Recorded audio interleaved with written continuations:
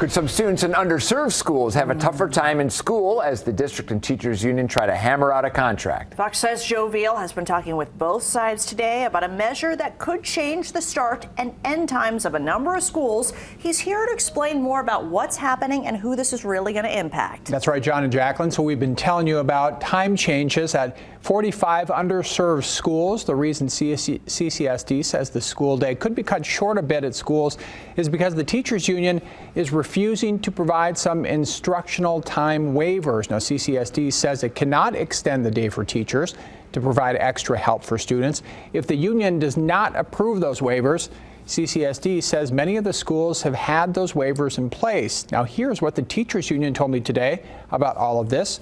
CCSD could easily come to the table and agree to the increased pay we have proposed for additional time worked beyond the standard 7 hours and 11 minutes an educator's contract, in which case CCEA would happily agree to move the waiver process forward. As it stands, however, what the district is asking is for educators to work additional time beyond what their contract states without an increase in compensation.